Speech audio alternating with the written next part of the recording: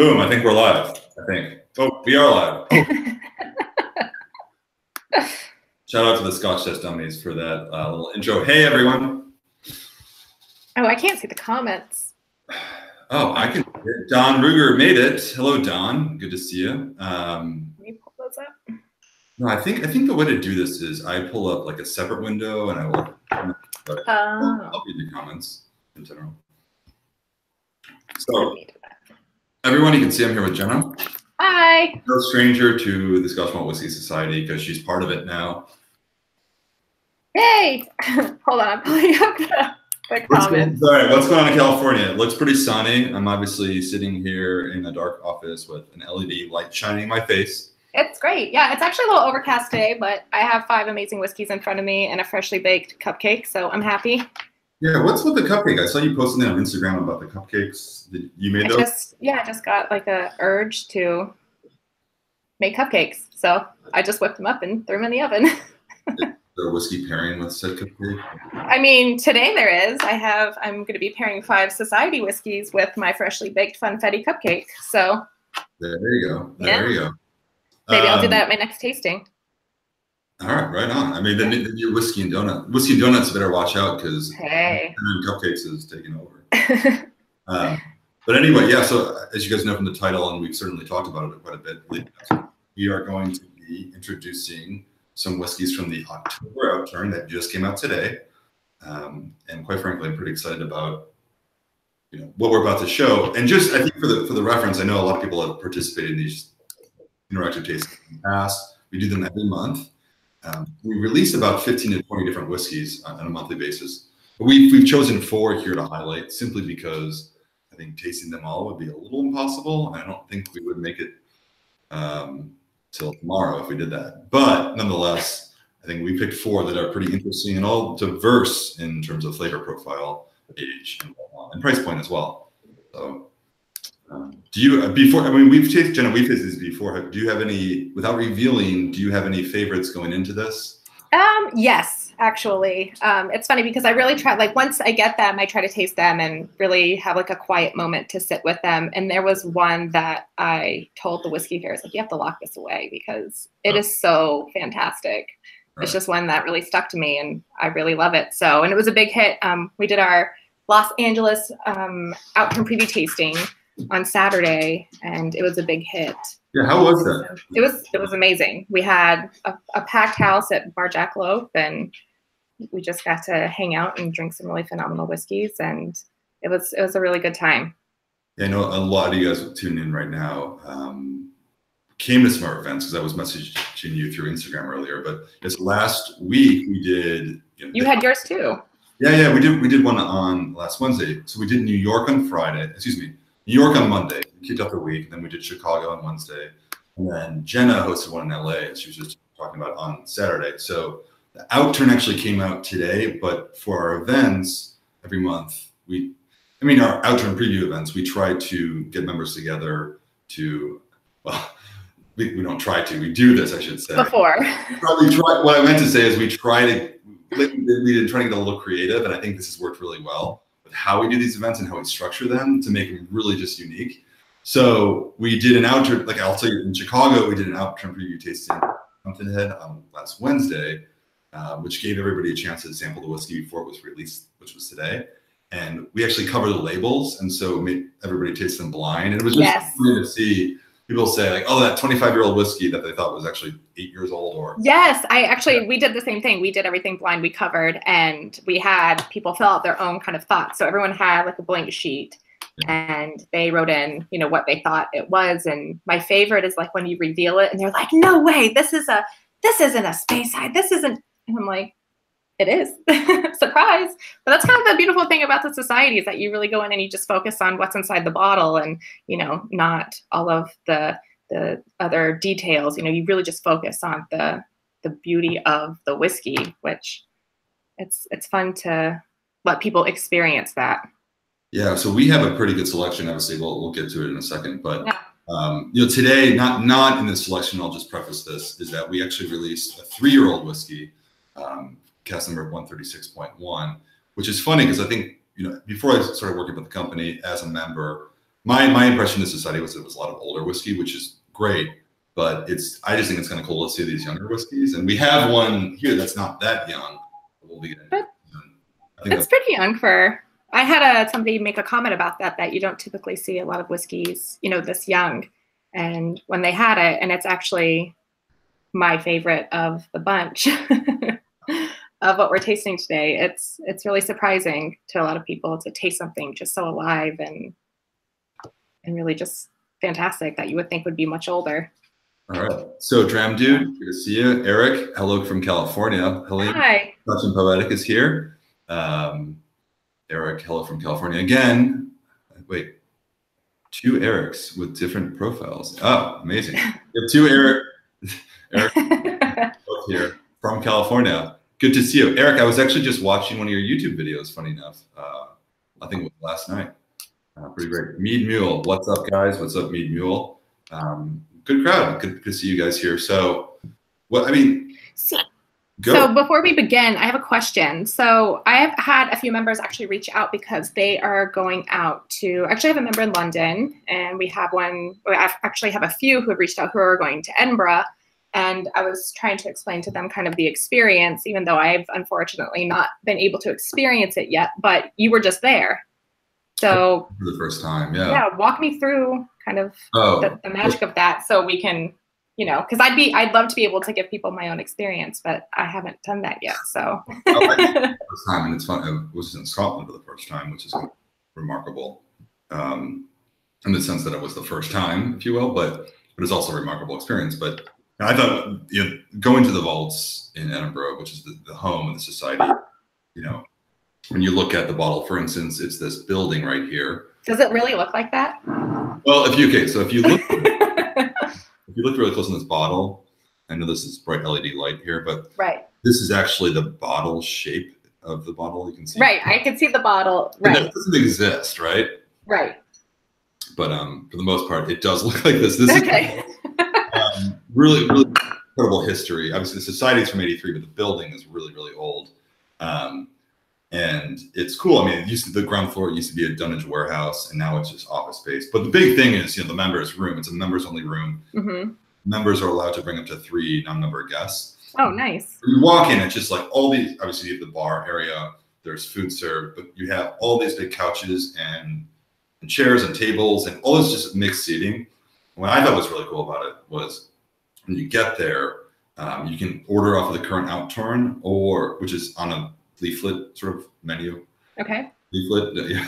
Like that's the proper British term. It's a leaflet. Leaflet. Okay. I think I heard them use the word leaflet when I was over there. But you can order from the current Outturn, or you can just go up to the bar and it's off menu. But it's kind of like this, just a bunch of whiskeys, or a lot more than this, if you will. But what's really cool about it, I thought, is that the whiskey business, right? It's just you sit down, you got a dram, you're with a friend. I was with one other person, and then naturally you're next to somebody, and you just start a natural conversation. Like, what are you drinking? What's in your glass? Oh, I'm sipping on 46.63.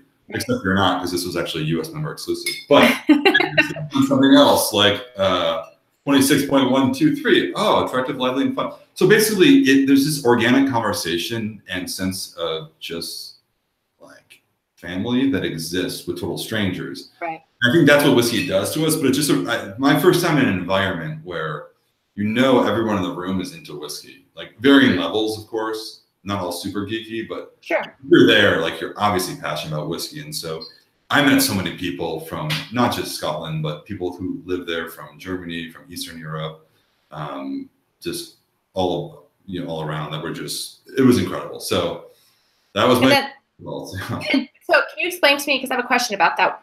They have something called a living cask, correct? Yeah. The living cask is just like, a living cask is something that, it's living in the sense that you can hand fill it. Okay. That's what they mean by that. Oak, it's always maturing constantly, like every day. Okay. So when I was there, they had just laid down a cask from Distillery 55 into a cask seasoned with port. So, and obviously it's smaller cask, so it doesn't need to mature as long. Right. It was predicted that in a month from that time it would be ready. But okay. rum in there as well. So there were 2 casks to handfill, and you can handfill a small bottle. Okay, and that is what it means by living cask, something that is trying on site, and you can do that. Awesome. Yeah, and the vaults have really good cheeseburgers. I saw that. I haven't eaten dinner yet, but those sound really. I mean, whiskey and a cheeseburger does sound fantastic. Food's great, and last thing on that, you also in Edinburgh had the Queen Street venue, which I thought was incredible. The Queen Street venue is just pretty not too far away in Edinburgh. There's a restaurant there that was just voted best restaurant in Scotland. Actually, nice. It's pretty incredible, and they have a area called the Kaleidoscope Bar on the ground floor, which is open to the public. So top floor is the members' rooms. You have to be a member to get there, but if you're not a member, you're in Edinburgh, want to just check it out, buy some whiskey by the dram, you can actually do that at the Queen Street venue. Oh, nice. So you can sample Society whiskey. Just walking in. Very cool. So it was incredible. Yeah, I'd recommend anybody. There's also a venue. I think it's really the essence of the Society, which is community and just meeting people. I think the whiskey's very reasonably priced by the dram when you're there. It was awesome. Go. So I want to go. I mean, look, we both work for this company, so it sounds, in a way, it sounds biased, but I think no, I wanted to go before I worked for the company. That's exactly why we're here, because it's just an amazing thing. I think we're both lucky to be a part of it. But yes, I agree. So let's talk about whiskey. Want to talk about some whiskey? I think we're like almost 15 minutes into this, and let's do it. So we're starting with something that is a bit more familiar. We've introduced it before, but we're revisiting because I know a lot of people have this at home. So go for it.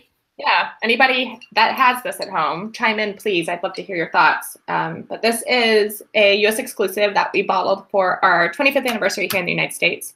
It is called Amber Waves of Grain from distillery number 46, cask number 63.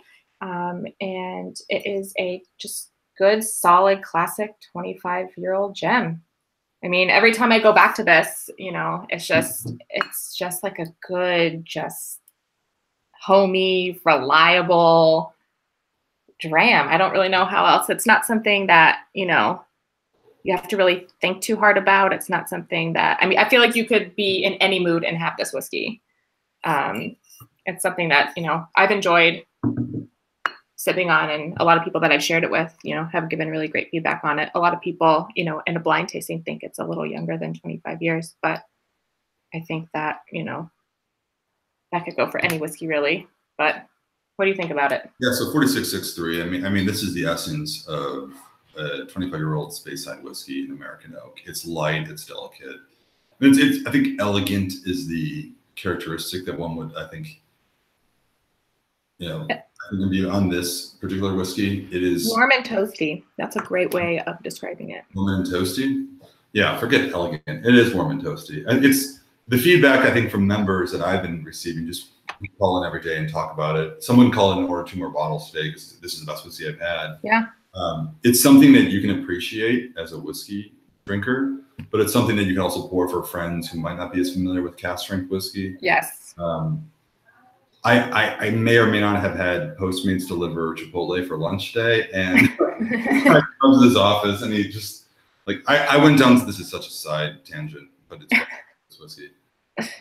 I went downstairs to collect the order. He came up to the office. We missed each other. I came back. He was here. He was like, I was just staring at what is this office? I see this 5-year-old with a fancy label, which is this thing. And he said, can I just try that? I'm like, are you driving? Like, what right. Member now, but anyway. He became a member?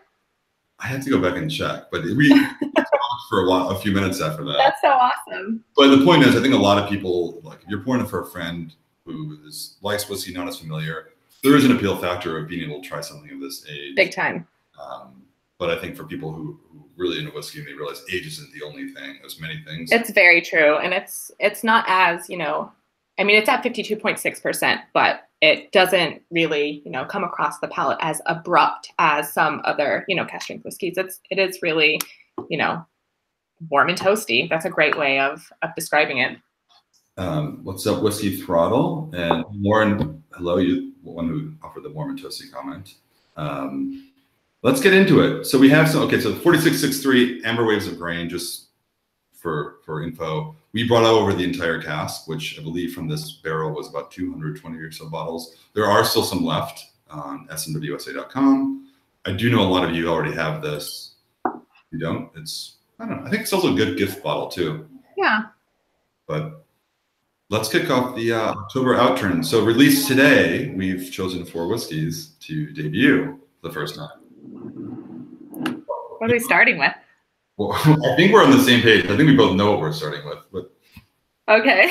Ready? 1, 2, 3. Okay, we're not starting with the same. So the funny thing about this is these labels here have word on the side, and if you line them up, the line typically goes left to right, indicates a sequence. So we're starting with 44.93, right? Yes. That's what I had. So 44.93. This is one of 205 bottles. It is called Tipple of the Bramble Hunter. It is a 11-year Speyside from a recharred hogshead. And should I read the description? Yeah, read it. All right. Donning a lamb's wool jumper. Ooh, I'd like one of those. Donning a lamb's wool jumper and wax jacket, we kicked through autumn leaves on the forest floor in search of blackberries to make jam. That was the most Scottish description of a whiskey I've ever. I mean, they had me at lamb's wool jumper. Yeah, and a wax jacket. All right, dig into this lamb's wool jumper. Ooh. So 11 years old too. So recharred hogshead. You can see the color. The spicy and dry. Yes. It definitely has a spice element on the nose. There's that is definitely, you know, it's there. Ooh. It almost has like a, I don't know, you know that, I don't know how to describe it. Sometimes when you smell like a white wine, you get like that. What is it, like that zest sort of? Yeah, like a zesty, like bright. I mean, there's definitely that element to it. Well, I think it's this rechar. Here's the thing with this whiskey. I think distillery, 44, just kind of heart of Speyside, generally a very soft, approachable, kind of classical in flavor profile, right? And delivery. Yes. But this with a recharred hogshead, I think you're right. It is difficult to discern, but it does add this element of spice that is a bit punchy on the nose. And right away, I think when we did this at the blind tasting in Chicago, this was the 3rd in the lineup. And right away, people were just so confused by what this was. Right. Okay. As far as like talking about recharring, hogsheads, we don't really know what was in that barrel before, right? So when they rechar it, isn't it pulling all of those flavors closer to, the front of the wood, essentially, that's going to come in contact with the whiskey? Correct. Yeah. My guess, just based on like character and just quite frankly natural color, is that it was in fact a bourbon hogshead. Right. It was a refill. We know that. So with this one, it would have been a middle cask influence on the spirit, but that it was recharred. It's really kind of invigorated. Right. Whiskey. Like quite nice, quite interesting. Like really just an overall, middle, offering a lot in a single glass. Which, if you're looking for one thing to appeal to a lot of different people, I think this has it here. Ooh. The mouthfeel on this is it just coats your entire palate. Like you feel it in your nostrils. You get a little that little smoke. It's not peat whiskey. It's not peat smoke, but it's a little like, from the wood itself. Right. Wood smoke is, I think, what wood smoke's a great way to think of it. Describe whiskey. Wood smoke. Yeah, a bit tropical, kind of going back on the nose, like over-ripened banana peel. Quite nice. It's beautiful. I keep oohing right now, but I know. I'm trying to come up with the right words for it. Yeah, going into this, because I did have a chance to taste this once before, I knew this would be a little difficult to describe. one of the more unique whiskeys we've had from American oak, especially at 11 years. I think this is one that, 3.2%. Wow. Yeah, it's high. I mean, it's very forward. It's a very forward whiskey, but it's only forward on like that initial first like 5 seconds in your mouth. Yeah, that's and then it's like, I mean, you feel it coating your entire palate. Wow. I'm not getting really like malty finish. Yeah. Yeah, very malty. It almost reminds me of like a boozy smoothie. I don't know how else to really describe that, but it's. I think this is a good example of a whiskey that, you know, in one way, well, I should say, a slight deviation away from the typical cask for maturation has really changed this whiskey. It's very different from what the distillery would bottle. Just throwing that out there. I think that's the beauty of casks like this. I think personally this is really interesting. It's one that I keep going back to it, and there's something different every time. I mean, this is a definite great conversation whiskey, because I think you could go back and forth on this trying to figure it out for quite some time. It's definitely a puzzle. You can take through the autumn leaves on the forest floor in search of blackberries to make jam. You know, I know I'm trying. Activity, but I think this is a great early autumn jam. Yeah. Anyway, 63.2%. Yeah. And do you feel like this kind of is not parallel, but do you feel like knowing this distillery and having had, you know, typical releases, you know, not single cask from this particular distillery, it is not really, to me, at least what I've had from them, this is very different and very unique. And yeah, I agree. Yeah. I think this is precisely why the distillery is left off the bottle with these casks, because it's not really indicative of the distillery. It's a unique whiskey all on its own. So it's overall very unique. If you're in for a bit of a mystery and something to really evoke a lot of thought and emotion, this is a great whiskey for that. So just kind of catching up with the comment, like Eric said that if there was an SMWS in San Francisco Bay, he would live there. I would also live there. Mark Broda from the Scotch for Dummies. Good to see you. Hi, Mark. Well, if it ain't my two favorite SMWS peeps, says Mark, did you try the haggis? He's asking Eric. I did not try the haggis. I had the fish and chips, and I had a few things after quite a few drams I don't remember, but it was really good. What number is on that bottle? So just to recap, so that was the first one. That's 44.93, called Tipple of the Bramble Hunter. And we've decided that this is the most British of descriptions we've seen in a while. 20 years old, from Speyside, recharred hogshead, 63.2%. I thought that was dangerously smooth. And sorry to Raquel Reyes, if you're ever watching this. I know I've stolen your phrase right there, but this 63.2% I thought was very approachable. And I was surprised to see that number after I tasted it. What's next? What you tell me. I like this. Lead the way.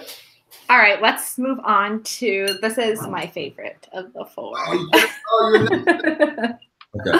So this is 26.123. Okay. This is attractive, lively fun. It is one of 233 bottles. It is a 7-year Highland, first fill barrel ex-bourbon. And the description is the Nosemary Sweetness Vanilla Fudge Wine Gums. I'm not really sure what wine gums are. I'll have to Google that. With perfumed candles and PVC. The palate has Bounty Bar, Battenberg, and Lively Spice. Okay. So, side note about this, kind of funny, not to just go back, but when I was at the Pulse a few weeks ago, I met with Ewan Campbell. Ewan, if you're watching this, I'm sorry, but Ewan's a great guy. He's the one, along with Kai, Ewan and Kai, the two gentlemen who are actually managing all the stock, choosing the whiskeys, choosing the samples to then present to the tasting panel. So I met Ewan, and we said, let's have a drama, obviously, upstairs, and this was the one he chose. He said, well, just try this whiskey. It is stellar.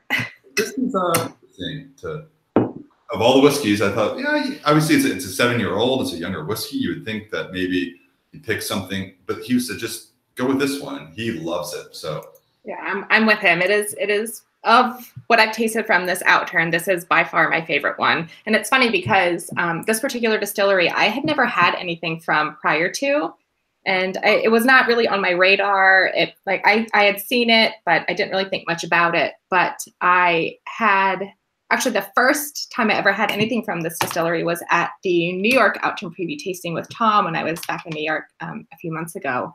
And I was like, just so blown away. I was like, what is this? I've never even had this. And so the society has really kind of turned me on to this particular distillery, which I don't know if I had ever, not had that whiskey, if I would have, really reached out and explored this particular distillery. And the more whiskeys I have from it, the more I'm becoming a fangirl for them. So, so what do you think it's fantastic. This particular one? So you also like, this is not the first time you really tend to gravitate towards this young and sprightly. I do. Yes. We had one from our previous Outturn, 54.66. It was Party Fizz, and we have the cast number correct, but I love that one too. And it was from, the same young and sprightly. I just really like those whiskeys that you drink and they just feel very alive in your mouth, and, you can just feel it kind of moving all over your palate. And this is one of those whiskeys for me. So walk us through it. 26.123, attractive, lively, fun, 7 years old, first filled bourbon barrel from the Highland region. Yes. 59.4%. What are you getting on this one? So for me, on the nose, I get almost bubble gum. You know that pink bubble gum in the yellow wrapper? I can't think of what it's called. Double bubble? Yeah. What is that? It's like that horrible, like you chew it for 2 seconds and you're like, this is the best thing. And then after that, you're like, this is the worst thing. I don't know. I only chew Dentine ice. Oh, excuse me. So the smell of that bubble gum is what I get on the nose on this. I don't know why. It's just there is almost like a bubble gummy, just wave of aroma that I get on this. So, yeah. And it's almost like, I don't know, I get like floral, like almost like rose and there's an interesting lavender. Is the essence of this distillate, which is like carnauba wax. If you ever wax a car, it's like it's very, very bright and exotic, sort of very natural in aromatics, but like this waxy characteristic. Yeah. Typically develops on distillate from this distillery at a very old age, or at least older than 7 years. Right. Really interesting to get that on something so young. And I know a lot of fellow whiskey geeks really go after that flavor profile from Distillery 26, but I like it. It jumps right up at you, and it really does. It screams more development than what you would expect from 7 years. For sure. And it's just like, hey, I'm here and I'm going to be delicious, so drink me. Like, it's just really just fun. I mean, the name I feel kind of fits this one perfectly. That is just really lively and fun. And thank you, Mark. Double bubble. I love that you would say double bubble. It's a double bubble. Yeah, call it the way you taste it. Yeah, absolutely. Okay, can I drink it now? Yeah.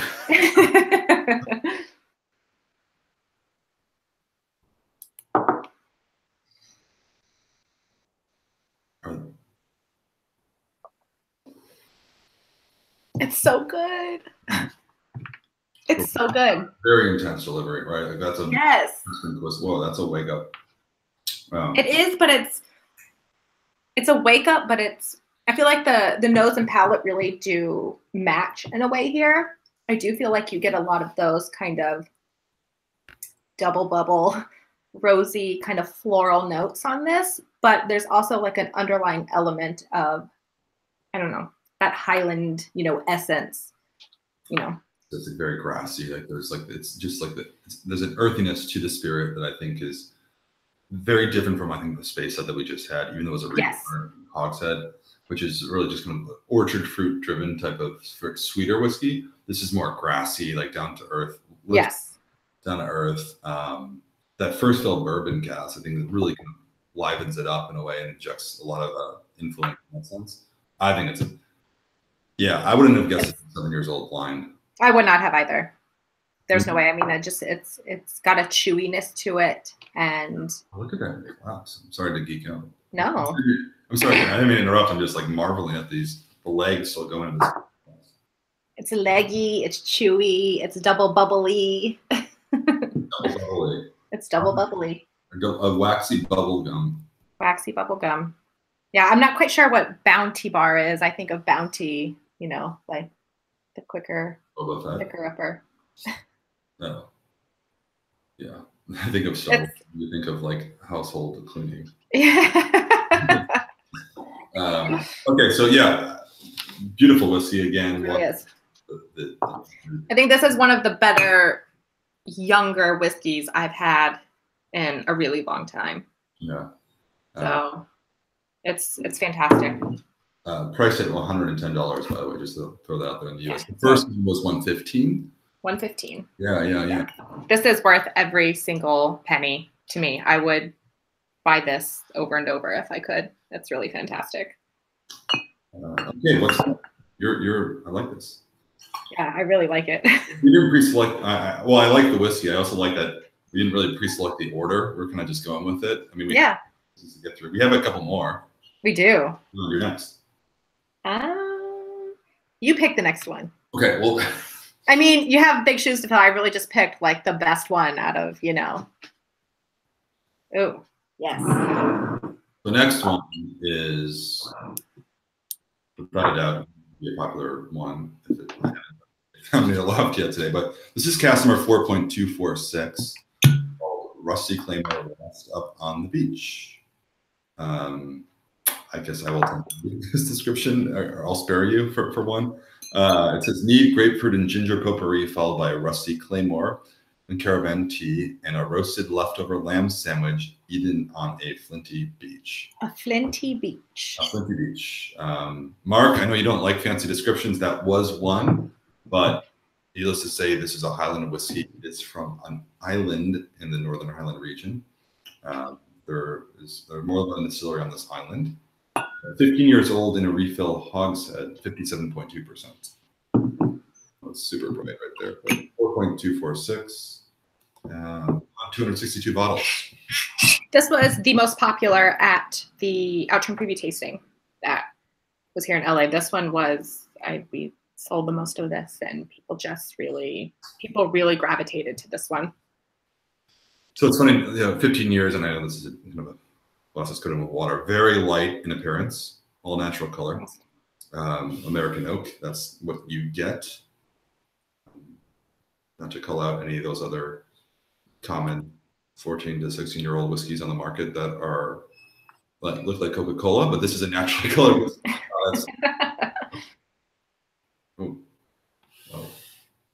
I think this year, I think 15 years for this particular distillery is my sweet spot. Anytime I see a 15-year from this particular distillery, I'm just jumping up and down. I really love this year, this kind of spot, this age spot for this distillery. Yeah, I think with that said, I think really developed nose, but again, in American oak, I think it's a unique take. So this is a peated whiskey too. We should mention as well. It's categorized, and it's very lightly peated. Not a lot of peat comes through on the nose, but it is very much present. And I think in American oak, relative to like a sherry cask, which the spirit matured in, the peat does come through. It's very coastal and like salty, salt of the earth. But I get a lot of like vanilla frosting wrapped up in it as well. I just had vanilla frosting on my glass. So it could be because I just left vanilla frosting off of the glass. I mean, is that just me? Like there is definitely that element to it. There's like this confectionery sugar that wraps up all that peat smoke. Yeah, it's got like a grittiness to it, like a really. I know it's peated, but for me, I feel like this is more like earthy, like muddy in a way. It's like a sweet, muddy kind of layer about it, if that makes sense. Ooh, related to the volcanic jam, says Mark. Actually, so you were a big fan of volcanic jam from distillery number 4. That was a sherry butt, if I remember right, or I believe so. Puncheon. It was a sherry cask of some sort, either a butt. Yes, I believe it was a butt. So this is an American oak refill hogshead ex-bourbon. So a bit different. Probably not as warming, if you will. It's a bit more cold and coastal. But 50. Almost has like a, I don't know if they mean by flinty, but there's definitely a sooty element to this.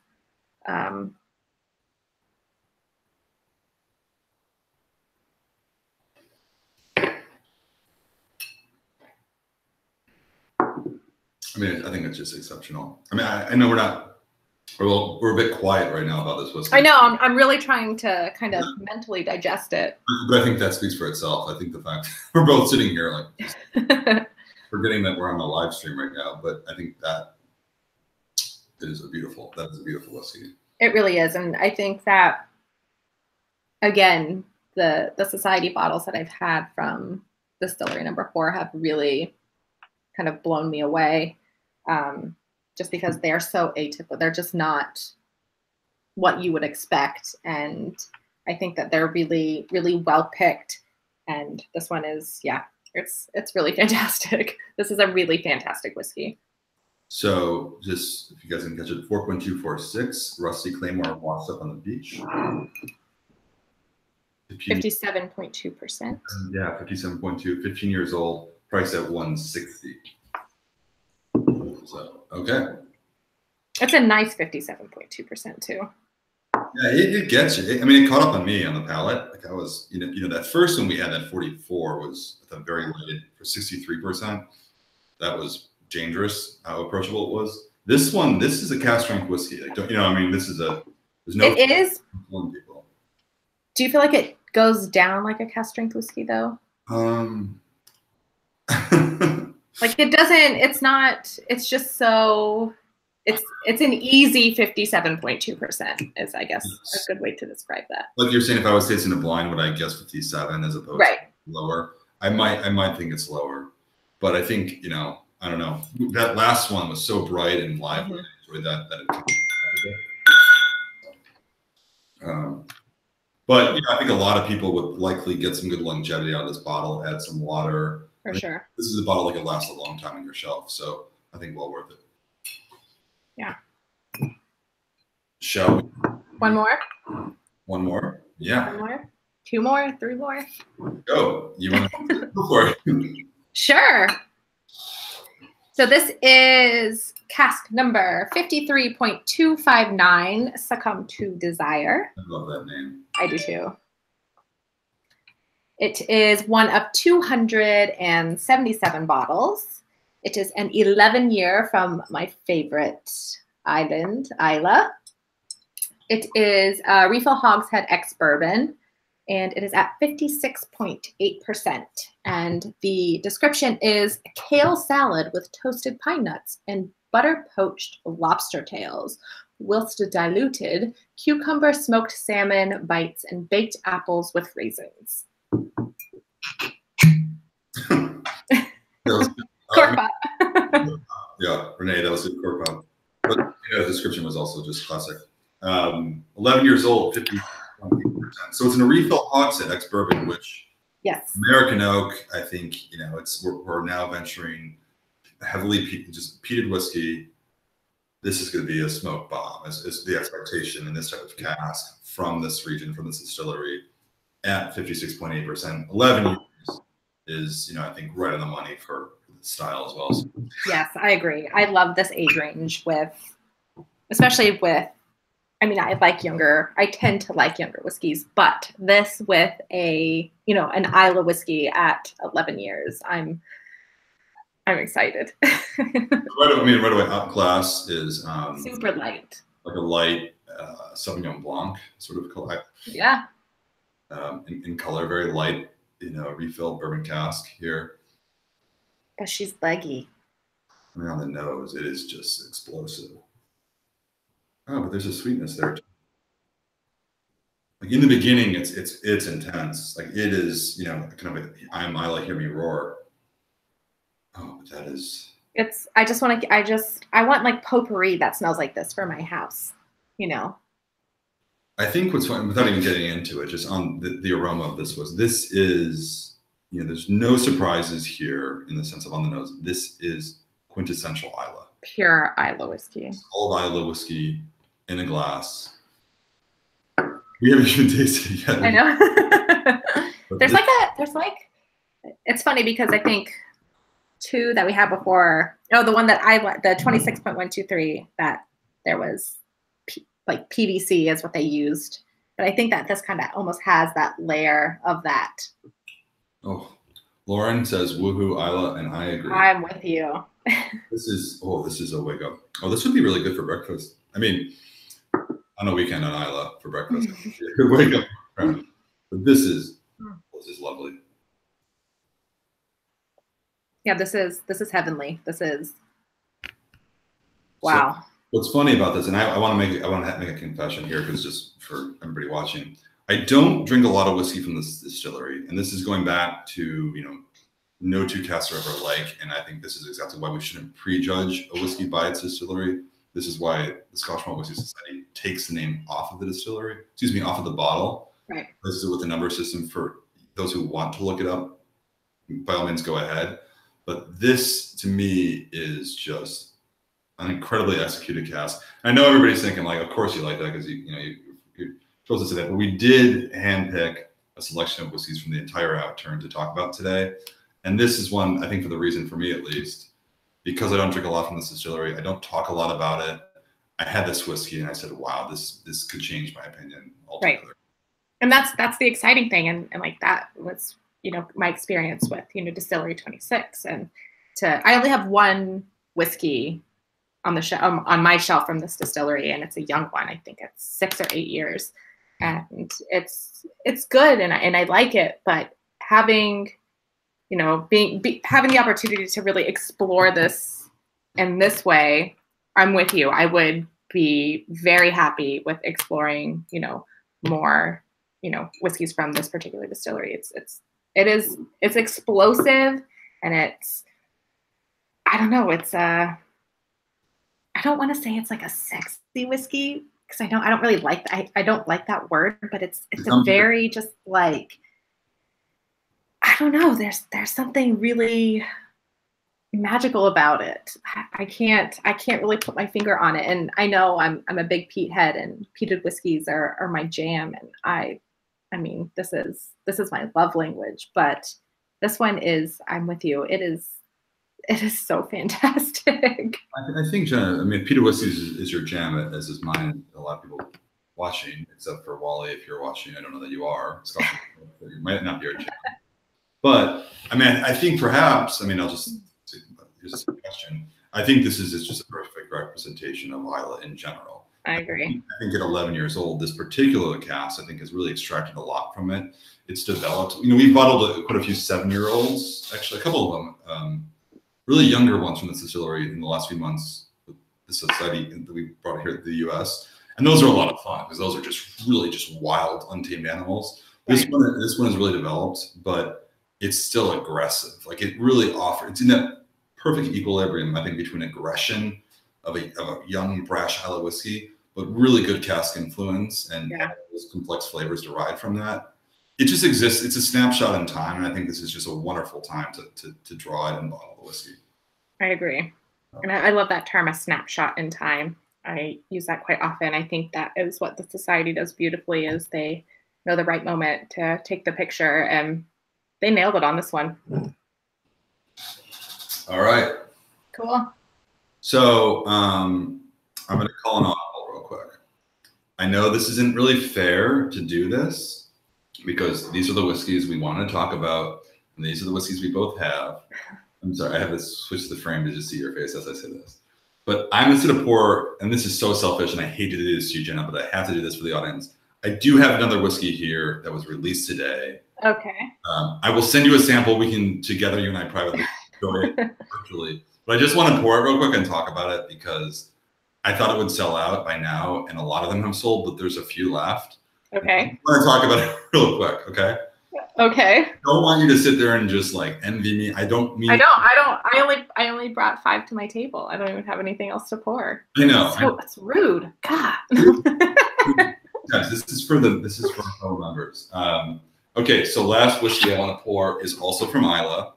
It's a bit younger. This is cask number 29.239. The LED light doesn't work. It's called Sweet and Smoky. Sweet and Smoky, one word. So this is obviously a play on internet lingo. However, I didn't understand why it was hashtag. I thought, wow, they so embarrassed. They must have a typo. Hashtag, and then it's actually hashtag. And then I realized I'm the idiot here because it's hashtag because it's an ashy flavor profile. So another Islay distillery, famous one, 8 years old. And I just want to pull this out and just to share something for anybody because I've had a lot of questions about it today. When I joined this company, I looked at the list of whiskeys coming out, and I was particularly excited about this one because generally the whiskey we bottle from Distillery 29 ranges from about 17 to 21 years, which I think is incredible. But this is just a different side of the distillery. And I think that the distillery manager who I was with a couple of weeks ago, we were talking about this. This is his favorite age. I just think it's a beautiful Islay whiskey, similar in the glass, very light in color, but like a Sauvignon Blanc. This is a bit more nutty. So just real quick, just contrast. I think the last one we had was beautiful. This whiskey is surprisingly not as aggressive on the nose right away. Oh wow, which is interesting. I thought it would be a bit more wild, but it doesn't really jump out at you. I should just say real quick, 29.239. So this is 60.2%. So it's a bump in ABV, refill ex-bourbon barrel. Wow, distilled in February 2009. Oh, time is moving quickly. This is 2009. It seems like it wasn't that long ago, but 8 years old, one of 246 bottles. Overall, really rich flavor profile. Oh, really complex, very medicinal, classic coastal. Sorry, Jenna, I'm doing this. I'd love to be tasting that right now. I know.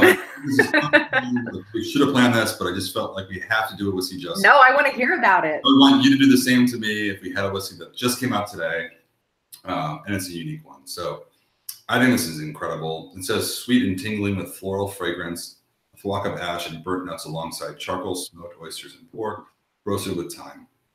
I think, okay, between this and the one we just had, which was the Desire, I think the 53, the Succumb Desire, and I'll pull it up right here, 11 years old. I think for the Islay fan, this is quintessential Islay. I think for the Distillery 29 fan, or people who are looking for something, quite frankly, a bit more individualistic in character and a bit more unique. I think there's a better chance that more people will enjoy this, right? I think this is a safer buy. If you like peated whiskey, 53.259 Succumb Desire is incredible, in my opinion. I think this one is a bit more funky and a bit more out there. But, you know, as they say, to make something that everybody would like is to make something that no one would truly love. And so 29.239, also a great buy. I would also just buy them both if you like Islay whiskey. I think these are two incredible casks, and to have these in the same outturn makes things really, really difficult for me personally. As I know, just by the messages I've gone through Instagram and over email, people are having trouble choosing between these two. I don't think I made it any easier. I don't even know which one I would pick. Yeah, and both, just for reference, guys, both are priced at $135, same exact price. Again, I would just throw that out there, just unsolicited advice here, but 53.259. Just a classic Islay, like really one of the better casks. Really fantastic. Really fantastic. This one's a bit funky. It is younger. It hasn't developed. It's not quite as thought-provoking. It's more in your face and just kind of a wake-up call. So again, that's the difference there. Jenna, sorry for. No, don't apologize. I have two more. I'm just kidding. That was the last one. So quick, you want to do a quick recap? Yeah, let's do it. Go for it. So we started off with 46.63 Amber Waves of Grain. This is our 25-year Speyside that was bottled exclusively for the U.S. So it is a great opportunity to, you know, capture something that you can only get here. And then we moved on to 44.93 Tipple of the Bramble Hunter. This is the one that evoked a lot of thought and emotion, and one we couldn't really put our finger on, but this is from our spicy and dry flavor profile. It's an 11-year Speyside, really, really fun whiskey. Yeah, I think I'm sorry to cut in. No. Just on that for people who tune in. Looking for a Speyside whiskey with a little bit of funk and something a little different. Very different. Classic, super sweet orchard fruit, drizzle, and honey type of whiskey. There's a nice little spice on that I think makes it really unique, but easy to drink. Yes, I agree. Then we move to the double bubble. 26.123, attractive, lively, fun. This one is fantastic. Buy it. This is my favorite. It's just super alive and fun and totally just unique and wild, and I highly recommend it.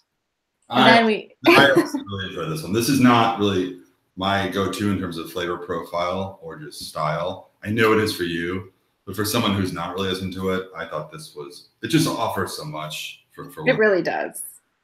It's so different, and I don't know. It's a really fun whiskey. It's really probably the best way to describe it. But then we moved into 4.246, which is a 15-year Highland. This is Rusty Claymore washed up on the beach. This one was the most popular at the Los Angeles Outturn PB tasting. Did you have one that really stood out in Chicago? Yeah, we poured that for Chicago members as well. And in terms of was it the crowd favorite? I think it may have been, but it's different because again, I think people were really surprised about the 26 to 7-year-old. Right. When you taste everything blind, it's like wow, people were so surprised what it was. I think that's the best way to taste whiskey, though, is to do it blind because this was really surprised yourself. A lot of people bought bottles of this just from distillery for the event. And then last but not least, we did 53.259 Succumb to Desire, an 11-year Isla. Just spectacular, really. Just quintessential classic Isla, well done, well executed whiskey. And then there was one more that I didn't taste, so I can't tell you about it. 39, I pulled it off the shelf. Sorry, Jenna, I really am sorry. It's not whiskey till it's shared. It says Roy, also known as Aqua Vitae, and I agree with that. So perhaps I wasn't drinking whiskey just now, but I was just drinking a spirit from the island of Isla. That's 29239 # sweet and smoky, 8 years old barrel, 60.2%. A funky one, a whiskey with real character to it. Maybe not for everybody, but for the Isla enthusiast, I think. Yeah. So that's it. Yeah. Right? But before we leave, can we tell people about all the exciting things we have coming up? We should tell them about those things. So if you are in Los Angeles and you missed our last Outturn PB tasting, don't worry, we will have more of those every month.